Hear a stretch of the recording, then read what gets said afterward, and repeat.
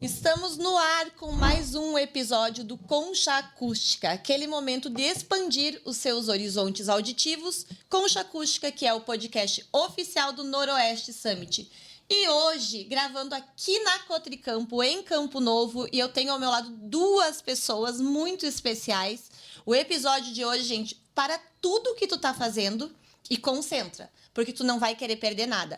Ao meu lado aqui eu tenho Vinícius Araújo, da comunicação da Cotricampo, meu amigo de longa data e que conseguiu organizar tudo para que este momento tão especial acontecesse.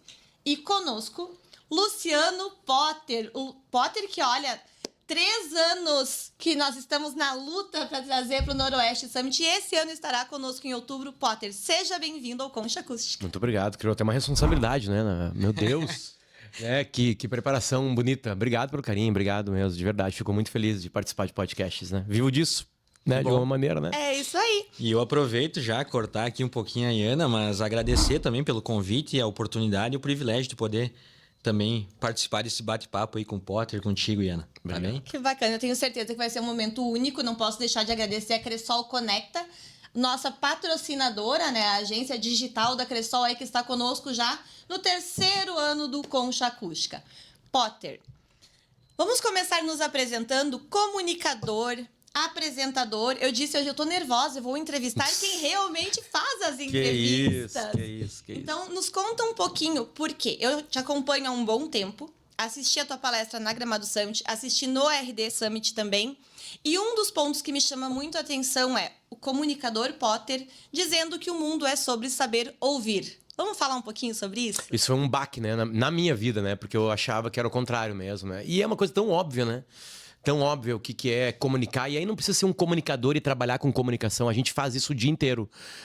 Seja qual for a empresa, a gente vai ter que ouvir as pessoas do lado, a gente vai ter que ouvir quem manda na gente, a gente vai ter que ouvir quem não manda na gente, a gente vai ter que ouvir. Ninguém é formado, né? A nossa escola é assim, né? A nossa escola é assim. A gente tem a professora, desde o início eu tô com 2 pequenininhos em casa, um deles ainda tá no jardim, e a sala de aula é ouvir, né? É óbvio que tem um momento de falar, é óbvio que tem um momento de conversar, mas a maior parte do tempo a gente ouve os mais sábios, aqueles que estão há mais tempo aqui, aqueles que conseguiram, mesmo com a mesma idade que a gente, tentar se informar, né? E os grandes passadores de conhecimento da humanidade são coisas silenciosas, né? A grande revolução da comunicação foi o livro, ou seja, é algo silencioso, é algo que alguém escreve em silêncio, né? Tirando algumas exceções no planeta Terra, né? Na história, né? Ficam as obras e que conseguem pegar pessoas de várias e várias épocas, aquelas que tocam as pessoas, e o ato de ler, por exemplo, é um ato absolutamente silencioso, e onde eu aceito que alguém esteja contando uma história para mim. Na fala é a mesma coisa. Só que no jornalismo, como a gente é obrigado a falar, eu sou obrigado a falar na rádio, eu sou contratado pela RBS para falar em 2 programas de rádio hoje, né? Eu preciso falar, se eu ficar em silêncio ela vai falar obrigado, Potter, né? Vambora. Mas eu comecei a entender, depois do nascimento dos meninos, que na verdade saber perguntar é muito mais legal. Saber ser silencioso, saber entender que a comunicação também tem os seus silêncios, que cada entrevista é uma história, cada entrevista tem uma tensão, uma alegria, né? Enfim, ontem a gente estava conversando com a Arlete Salles, né, que tá com uma peça em Porto Alegre, Novo Hamburgo, na época que a gente tá gravando isso aqui, que é o finalzinho ali, segunda quinzena de fevereiro. Enfim, eu vi a Arlete Salles, ela tem muito mais coisa para me contar, não é aquele momento não é o meu momento, né? Então eu comecei a entender isso, e aí fiz um podcast em 2018 chamado Potter Entrevista, que eu tô renascendo ele em 2025, a gente vai para um estúdio, a gente vai tentar fazer uma coisa mais bonita, porque eu comecei a fazer, não tinha esses podcasts assim com mesa e com imagem, né? Eu sei que a gente vai entrar nesse assunto daqui a pouquinho. Era um programa, eu ligava por telefone, tá? Pedro Bial, telefone 0219, será o número dele, entrava numa híbrida que a gente chamava no estúdio lá na Atlântida, e botava o cara no ar, entendeu? Pra gravar. E aí depois tudo movimentou, eu parei, né? Aquilo ali, mas esse foi o podcast que me deu assim um estalo de que, opa, eu não tô interrompendo as pessoas, elas estão falando como elas bem querem. Quando eu discordo de alguma coisa, eu fico em silêncio e faço uma pergunta depois que ela falou, e eu pensei que aquilo lá era só pra mim. Né? Eu vou gostar de fazer. Eu quero ouvir essas pessoas antes de qualquer coisa. Porque o ato de comunicação profissional, ele tem que ser um ato egoísta. Eu tenho que estar gostando de fazer. Senão ninguém mais vai gostar. Né? Eu tenho que estar... Eu vou para o estúdio gravar uma entrevista. Se eu não quero estar ali, já era. Ninguém vai querer escutar aquela entrevista. Né? Então eu comecei a notar que tinha um público para isso. E aí, com o nascimento dos 2 meninos, e criar crianças é um ato de ouvir quase que todo o tempo, que ninguém respeita, né? As crianças não te respeitam. Né? Para te criar respeito, tu precisa de carinho, de atenção, de ouvidos. Eu resolvo muito mais tretas lá em casa ouvindo os meninos do que gritando com eles, ou falando com eles, ou falando sério com eles, enfim. Então a vida real que tá na nossa cara há milhares e milhares de anos é verdade. Como a gente tem que fazer comunicação. Então eu não tô curado, né? Eu gosto de falar. A minha resposta já tá durando uns 5 minutos aqui, né? Que vocês perguntaram. Mas assim, eu comecei a entender que esse processo de realmente estar escutando é interessante. De vez em quando eu vou num podcast dar uma entrevista, bater um papo com alguém, aí eu chego, tô falando ali, e aí eu chego e falo assim no final assim, aí naquele dia eu matei a minha mãe. Tô fazendo um exagero. Aí o cara assim, Potter, vamos falar agora então de futebol. Eu assim, cara, só um pouquinho. Tu ouviu o que eu falei? Eu falei que eu matei a minha mãe. A próxima pergunta é sobre como eu matei a minha mãe, entendeu? Tu não tá me escutando, tu tá preocupado com outra coisa, entendeu? Me ouve. Presta atenção no que a gente tá falando. Essas são as melhores conversas, né? E eu brinco na palestra que os nossos melhores amigos não são os falantes, são os ouvintes. Sim. Né? Quando a gente tá numa treta, a gente liga pra alguém, o que a gente quer fazer? Falar. O que outra pessoa é boa em escutar. Aí eu comecei a me dar conta disso e tudo começou a melhorar à minha volta. Mas enfim, estamos num gerúndio. Estamos tentando melhorar. E Potter, assim, hoje tem muitas tentações tecnológicas, enfim, o mundo tem evoluído cada vez mais e justamente esse é um dificultador, quem sabe, até para que as pessoas parem muitas vezes para ouvir e ao mesmo tempo nós temos muitas pessoas que têm o que dizer. Né? Eu estou trabalhando desde o ano passado também com um podcast aqui em Três Passos, aqui na nossa região, que é justamente numa preocupação de certa forma, preservar algumas memórias nesse primeiro projeto da área cultural do nosso município, né? Então, é uma situação, assim, esse equilíbrio, né? Porque são muitas questões que se colocam, o público jovem, enfim, tem muita coisa e o parar para ouvir, para ter essa atenção não tá tão fácil.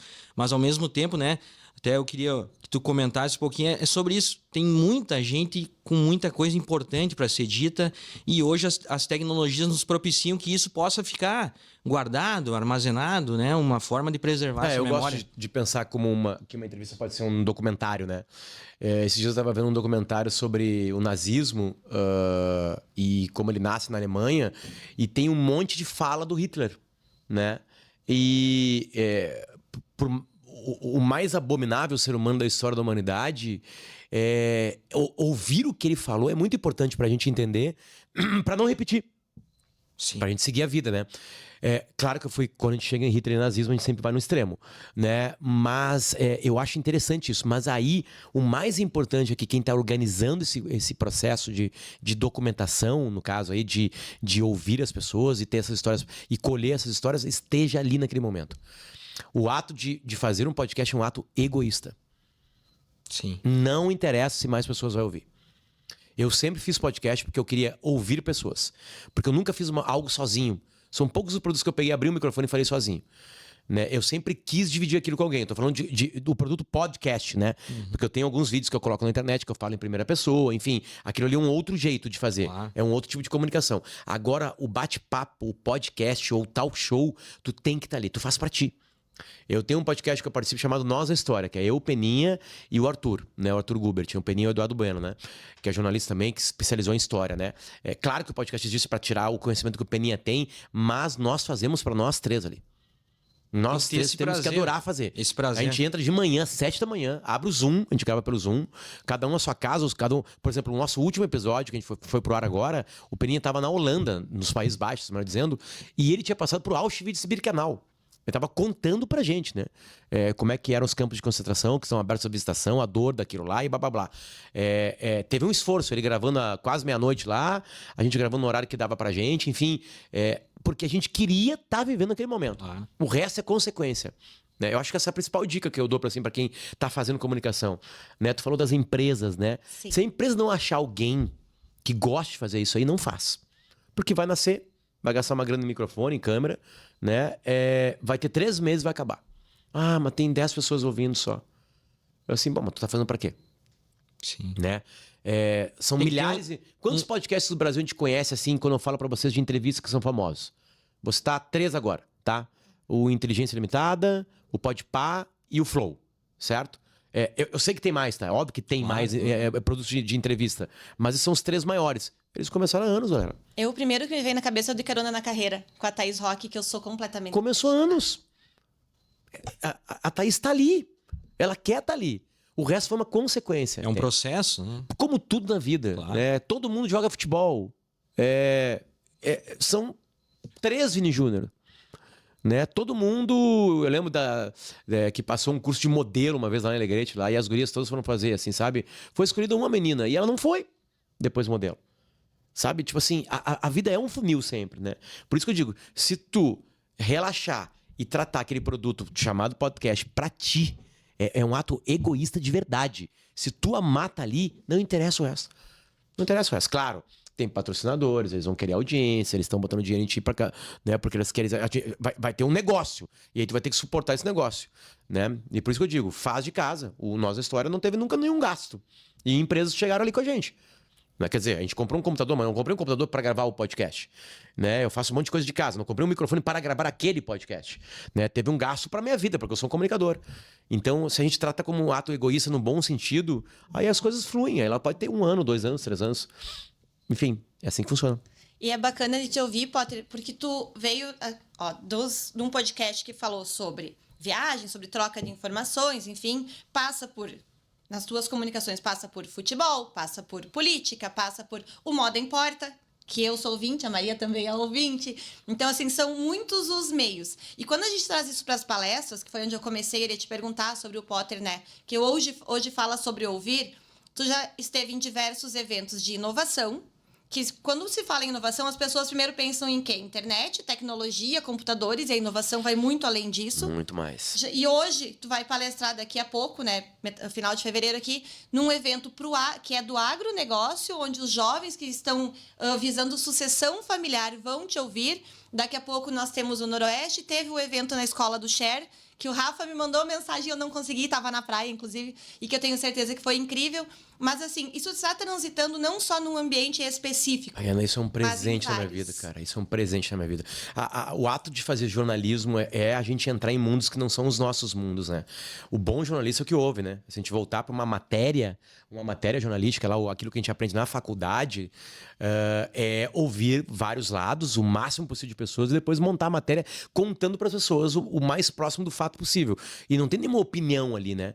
A palestra me deu um outro presente, né? Porque a palestra é uma apresentação, ela me mantém ativo porque ela vai mudando. Eu tenho que contar outras histórias, eu tenho que criar uma nova palestra, né? E aí eu vou colecionando coisas, faço com que eu leia mais, que eu preste mais atenção, que eu ouça mais pessoas, que eu veja mais produtos para levar pro palco ali e contar uma história. E aí quando eu vou sei lá, uma palestra para um escritório de advocacia, depois para um negócio de investimentos. Quando eu vou hoje no meio do campo, onde os jovens que estão procurando algo, achar dentro deles esse amor pelo campo também. Será que tem ali dentro? Se tá ali, tem que estar no campo. Não tem como trabalhar no campo sem estar no campo. Enfim, eu sei que tem tecnologia no campo também, né? Eu entro em ambientes, na verdade, eu também sugo muita coisa, né? Eu sou convocado, eu sou contratado para estar ali, eu tenho um preço a ser pago por mim, né? Como para qualquer palestrante, só que eu ganho muito com isso também. É um ganha-ganha pra mim, assim, gigante, né? Hoje eu vou lidar com pessoas que têm uma realidade completamente diferente da minha. Eu sou o garoto do interior que quis fazer comunicação e que foi pra capital. Que passou por Santa Maria antes pra fazer cursinho, depois foi pra capital, né? Essa galera tá buscando uma outra coisa. Porque o campo mudou. O campo, na minha época, que não tinha internet, era um outro campo, né? Então dá pra ter um mundo hoje onde a gente esteja, né? Só que antes de qualquer coisa, a gente tem que estar feliz. Então, se achar ali, né? É um presente estar nesses ambientes. Né? Aí já tem várias palestras marcadas esse ano de mundos completamente diferentes, sei lá, polícia civil, sabe? O que eu vou falar pra galera da polícia civil, sabe? Enfim, eu vou falar o que eu sinto. É a mesma palestra, de alguma maneira. Claro que eu me adapto ao lugar que eu estou, né? Mas, afinal de contas, eu estou contando uma história. A minha história é, cara, eu estou ganhando, estou num gerúndio, repito, eu estou ganhando mais na minha vida em ouvir. Em prestar atenção no mundo, prestar atenção no outro e me ouvir, né? Eu tô ganhando mais. Aparentemente, essa mensagem vem dando certo, porque os convites continuam para a palestra, né? Só que isso aí é uma história, né, Ana, de uma vida inteira, né, cara? Eu comecei como estagiário no ano 2000. Eu tô há 25 anos trabalhando com comunicação. Eu não comecei... A palestra não foi feita há 6 anos, que foi quando eu comecei a palestrar de verdade, né? Aliás, nem é mais a mesma palestra. Ela mesmo já é uma coisa movediça, né? Mas eu carrego... Não é uma palestra sobre a minha carreira, longe disso. Eu mal falo de mim ali, né? É uma palestra que é algo que eu colho todos os dias. E eu vou te dizer que não é a mesma palestra, porque eu assisti 2 vezes e as 2 vezes foi completamente diferente. Tu vai assistir hoje? Vou. Ela já terceira graficamente é outra coisa. Tu vai ver. Porque tem vários pontos, né, Potter? O ponto que tu disse, não, eu vejo aonde eu vou estar, com quem eu vou falar e eu adapto ela, mas tem o ponto também do que tu tá vivendo. E em cada momento tu absorve mais um ponto. Eu tô vivendo mais a parte de filhos, da comunicação, eu tô vivendo mais, enfim. E isso tudo vai se adaptando. E aí eu aproveito para te perguntar, a pergunta que eu não posso deixar de fazer, o que as pessoas podem esperar do Potter no Noroeste Summit, que é um evento diferente. Apesar de ser um summit, um evento de inovação, ele é o primeiro grande evento de inovação no interior do estado, fora dos ambientes centrais. Inclusive, uma das frases que nós temos no Noroeste é que inovação não tem CEP. Coisa ela linda. acontece em qualquer lugar. E ainda é um evento totalmente liderado por mulheres, o que também é novidade na área da inovação. E só para pegar um gancho na pergunta da Iana, nesse contexto também, Potter, tu também viveu no interior depois, né? Foi para a capital. Sim. E é justamente isso. Tu também tem um pouquinho dessa vivência de como sair um pouquinho do centro, né? Um evento como no West Summit, a gente está vivendo agora nesse momento que estamos gravando aqui a Expo Agro Cotricampo, que é um evento que vem se consolidando cada vez mais, mas também descentralizar esse conhecimento, né? E mostrar que as diversas regiões aqui, elas têm totais condições de promover eventos, oportunidades, né?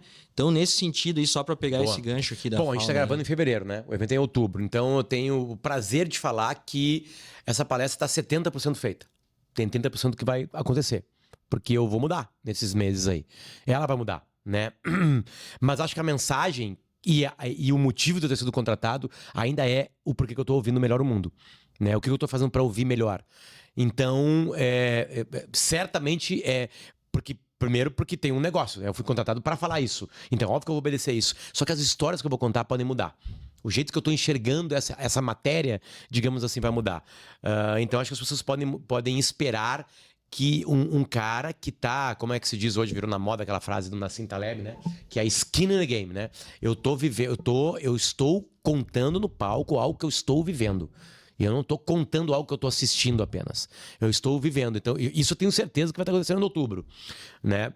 Enfim, e aí eu fico muito... Assim, vamos lá. Eu dei... ano passado a gente teve a enchente e isso atrapalhou muito as palestras, né? Mas vamos lá, ano passado eu dei 50... Vou colocar 40 palestras, tá?